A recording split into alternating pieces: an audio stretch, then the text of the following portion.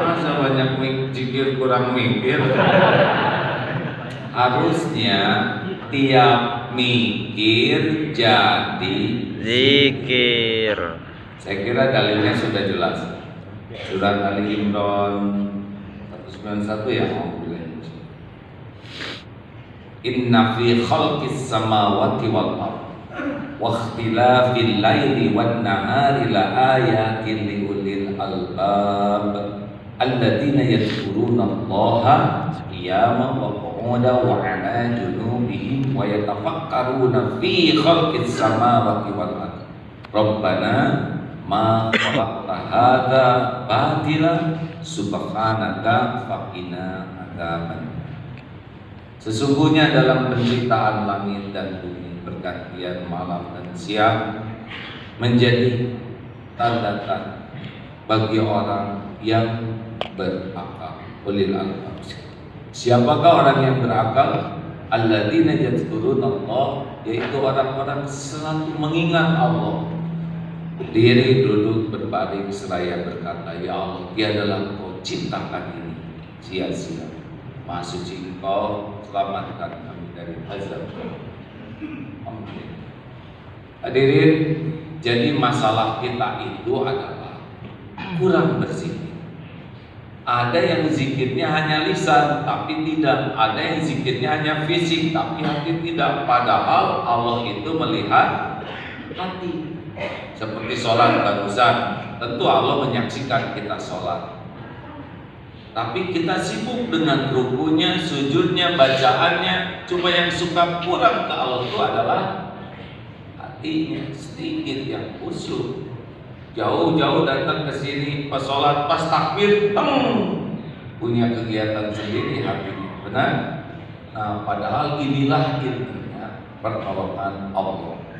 Baik hadirin, kalau saya lihat dari depan ini wajahnya ada kemiripan, ya ini wajah-wajah banyak masalah. Coba tes dulu, masalah itu bahaya atau tidak? Masalah itu semuanya sudah diukur oleh Allah. Yang bahaya itu bukan pada masalahnya, yang bahaya itu salah menyikapi masalah. Seperti soal ujian itu tidak ada yang bahaya. Yang bahaya itu adalah salah jawabannya. Halo? Iya kan? Orang tidak lulus kan bukan karena soal, orang tidak lulus karena salah jawabannya. Sekarang ada virus corona. Wah, sibuk memikirkan virus, sibuk memikirkan bahaya, tapi tidak ingat siapa penciptanya. Virus corona itu mutlak ciptaan Allah. Lewat siapa saja yang Allah kehendak. Virus corona itu tahu pekerjaannya apa? Bertasbih. Yusabbihu lahu ma fis samawati wa ma fil ardh. Bertasbih kepada Allah semua yang ada di langit dan di bumi. Virus corona bahaya tidak? Tidak bahaya sama sekali tanpa izin Allah. Apakah virus corona bisa membuat orang mati? Tidak sama sekali. Orang mati itu karena sudah waktunya dicabut nyawanya oleh malaikat pencabut nyawa atas perintah Allah. Gak mungkin virus corona segede gitu bisa matiin orang. Kita tidak bisa mati kecuali dicabut nyawa oleh malaikat maut. Orang bunuh diri, kalau tidak waktunya mati, tidak dicabut nyawanya, pasti gagal. Walaupun dia berbaring di rel kereta api dan kereta api lewat.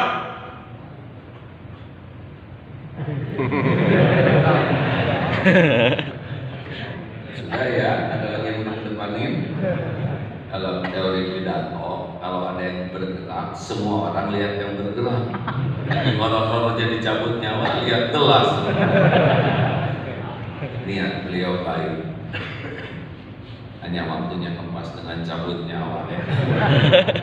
Jazakallah khair, semoga yang menyediakan air jadi ahli surga. Amin. Nanggung hadirin untuk membalas ya dengan doa maksimum, dan semoga yang melihatnya juga jadi ahli surga. Amin. lagi yang meminumnya. Giliran saya nggak ambil. Nah, ini lanjut. Mana tadi?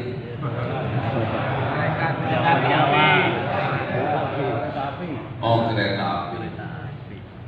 Nah, apa kereta api?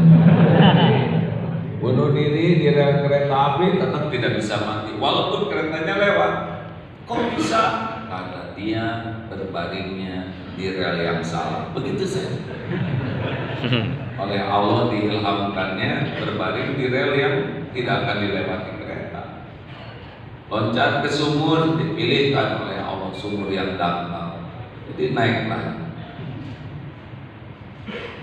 Hadirin, makanya kalau ingat virus corona, berlindung kepada Allah. Karena tidak ada yang kena kecuali yang ditetapkan Allah.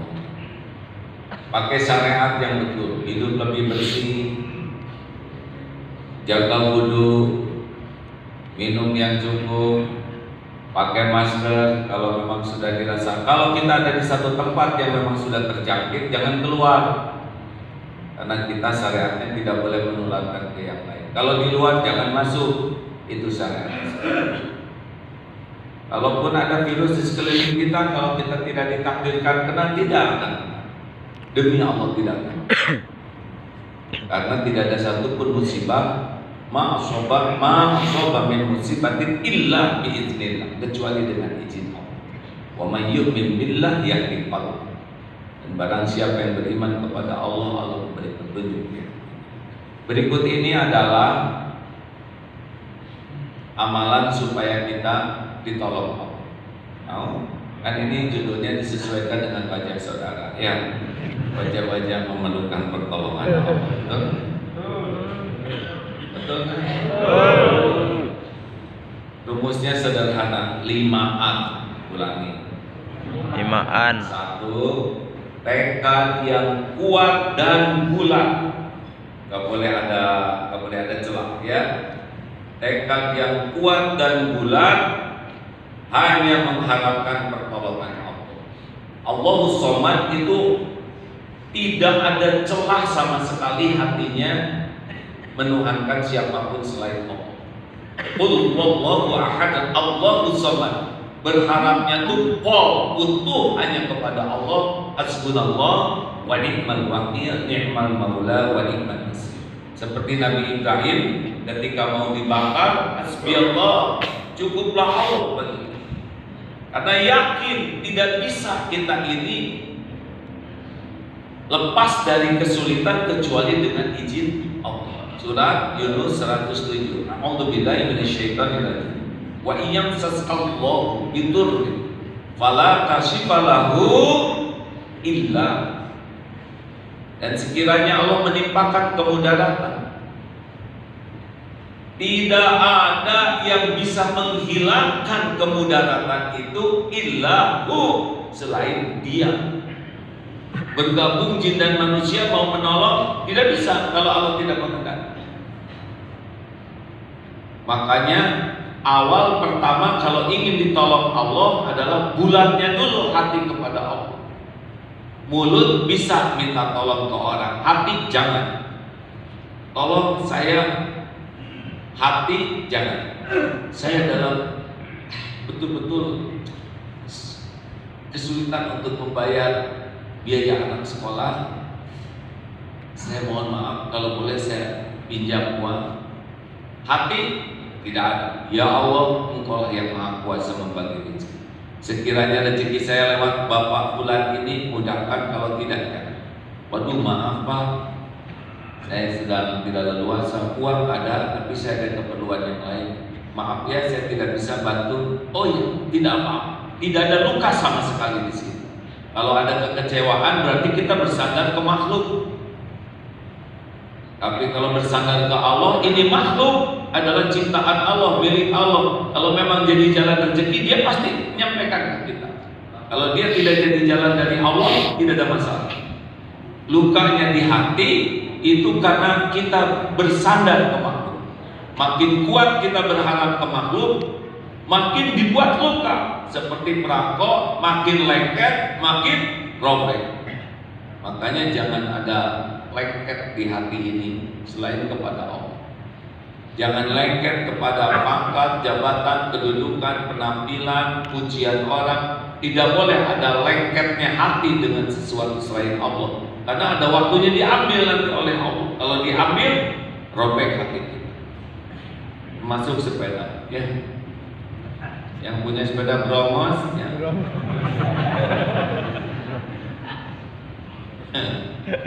Saya juga ada yang ngasih hadiah itu ya, yang lagi ngetop itu. Bawa ke masjid. Jadi kurang khusyuk. Karena itu gampang ambilnya. Temen saya dulu tiap pada subuh pakai sepeda Bromos itu tempat sepi. Sekarang nggak mau karena katanya begal udah tahu harganya. Hadirin, satu hati harus tekad bulat. Alarmnya adalah gelisah. Kalau hati kita bersandar ke selain Allah pasti gelisah. Kok gelisah? Ya kan Allah yang ngebulak-balik hati. Huwallazi anzala sakinah. Dia yang menurunkan sakinah. Dia juga yang menurunkan gelisah. Kenapa Allah turunkan gelisah? Karena Allah tahu hati kita sedang bersandar berharapnya kepada makhluk. Allah tidak mau hati kita terbelah. Coba yang menciptakan kita siapa? Jawab ya, jangan bikin emosi. Yang menciptakan kita siapa? Allah. Yang memberi rezeki kepada kita siapa? Allah. Yang menutupi aib dan dosa kita siapa? Allah. Yang memberi pahala siapa? Allah. Yang menurunkan sakinah siapa? Allah. Yang mengangkat derajat siapa? Allah. Yang bisa mengampuni seluruh dosa siapa? Allah. Yang bisa memberi husnul khotimah siapa? Allah. Yang melapangkan kubur siapa? Allah. Yang punya surga siapa? Allah. Kenapa kita bersandar kepada selain Allah? Sedangkan makhluk yang kita sandarin ya begitu aja, sama seperti kita. La haula wala quwwata illa billah. Ana 'inda dhanni abdi bi. Aku sesuai prasangka hambaku. Itu hadis qudsi. Dan aku bersamanya jika dia mengingatku. Wa ana ma'ahu idza dzakar. Makanya yang pertama sekali harus kita lakukan adalah membersihkan hati dari kita bersandar, berharap dan takut kepada segala selain Allah. Periksa nanti sandarannya siapa. Kalau bersandar ke makhluk udah pasti nggak tenang. Bersandar ke jabatan dengan kata mutasi mirip mutilasi. Kalau bersandar ke penampilan takut tua. Kalau bersandar ke makhluk pasti takut nanti yang disandarinya tidak ada. Bersandar hanya kepada Allah. Ini PR pertama. Jangan banyak berharap dari makhluk. Makin banyak berharap makin luka. Ingat kata Ali bin Abi Thalib, semua kepahitan sudah kurasakan seluruhnya. Yaqul mararati kullaha badal ajid amarra minal hajati ilan nas. Kepahitan seluruhnya sudah kurasakan dan tidak ada yang lebih pahit selain berhajatnya hati kepada manusia. Jadi kalau berharap ke manusia robek, berharap ke Allah tenang. Tinggal milih saja. Dan rasakan kalau kita sedang galau, gelisah, siapa sebetulnya yang kita sandari? Kalau Allah pasti tahu. Dia akan menurunkan sakinah ala bidzikrillah tatma'innul qulub. Jamkan hatimu hanya akan tentram dengan mengingat Allah. Allah tahu kita ingat kepadanya, Allah turunkan tenang. Allah tahu kita lupa kepadanya, Allah turunkan gelisah. Ya, hati itu alarmnya. Dua. Tadi surah Yunus itu ya. Wala tasifatu illa wa yuridka bi khairin, dan jikalau Allah menghendaki kebaikan kepadamu, fala ghadha li fadli, Tidak ada yang bisa nolak. Jodoh, pasti jodoh. Enggak bisa enggak jodoh. Sembuh, demi Allah pasti sembuh. Siapa tuh yang mualaf yang akhirnya dia dikucilkan, mualaf bule, lalu kena sakit. Sakitnya itu cancer atau apa yang membuat kata teman tuh gara-gara kamu masuk Islam, ini kisah nyata deh.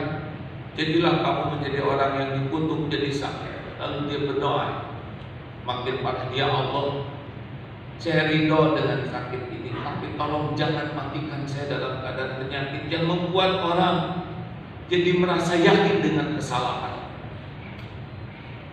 Izin Allah, hadirin, Allah memberi jalan sembuh dan tidak sulit sama sekali bagi Allah untuk melakukan apapun.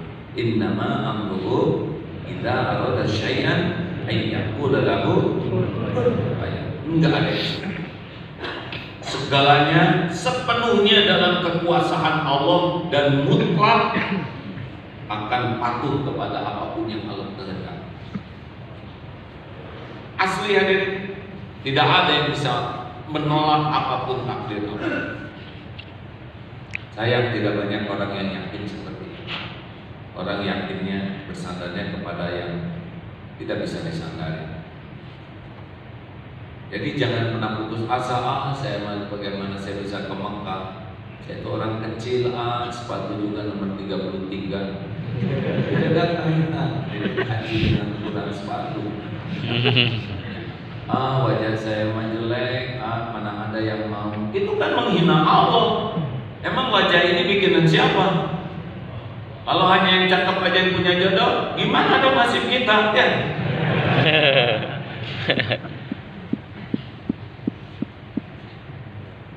Jodoh itu Allah yang ngatur.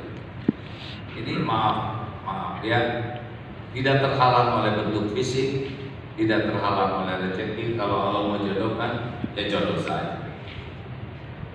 Wajah ciptaan Allah, jodoh yang ngatur Allah. Masa karena wajah kemudian Allah jadi tidak ngasih jodohnya? Halo? Jelas tidak nih? Allah yang menciptakan wajah kita, Allah yang ngatur jodoh. Masa terhalang karena apa yang dia lakukan? Tidak mungkin. Seperti sholat tepat waktu berjamaah, toko ditutup. Kenapa toko ditutup? Karena mau sholat. Ada yang nyeletuk, wah kalau sholat nanti rezeki berkurang dong. Aneh. Yang nyuruh sholat siapa? Allah. Yang bagikan rezeki siapa? Allah. Masa kita patuh kepada perintahnya oleh Allah kemudian dikurangi rezekinya? Tidak masuk di akal sama sekali. Wah kalau jujur maaf gak kebagian apa-apa. Yang nyuruh jujur siapa? Yang ngasih rezeki siapa? Gak mungkin kita patuh ke perintahnya kemudian Allah mengingkari janjinya. Hadirin sekalian, singular kepada Allah. Yang kedua adalah satu, tekad bulat. Yang kedua, gerbang pertama sesudah tekad adalah perbanyak tobat. Ini rahasianya nih. Ini saudara kelihatannya tenang semua. Ini punya dosa tidak sih? Hah? Ada dosa? Sedikit atau banyak? Banyak atau banyak sekali? Banyak sekali atau luar biasa banyaknya? Tapi tenang sekali.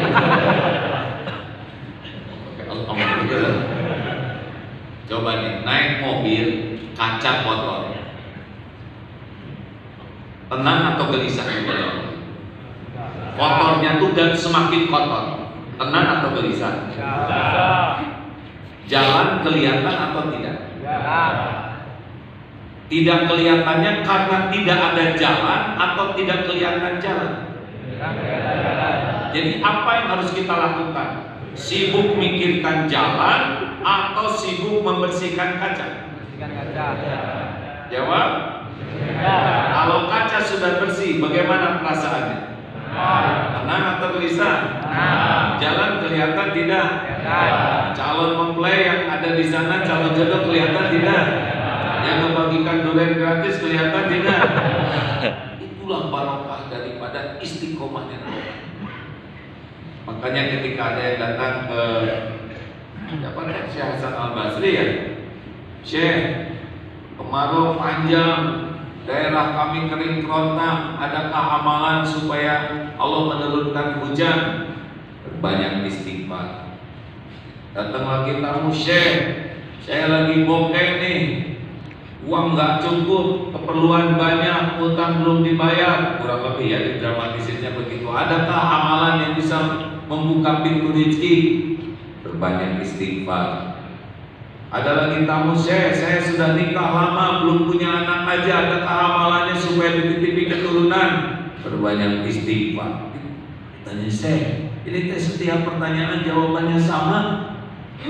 Itu bukan perkataanku, itu adalah kalimat Allah dalam surat Nuh ayat 10-11. A'udzubillahi minasyaitonirrajim. Wa qul tastaghfiru rabbakum innahu kana ghaffar yursilis samaa'a 'alaikum midrara wa yumdidkum bi amwali wa banin wa yaj'al lakum jannatin wa yaj'al lakum anhar. Jelas sekali. Kukatakan padamu, kata Nabi Nuh kepada umatnya, istighfar kepada Rabbmu yang Maha Pengampun. Niscaya Allah turunkan hujan yang lebat dari langit. Tuh, istighfar membuka pintu hujan.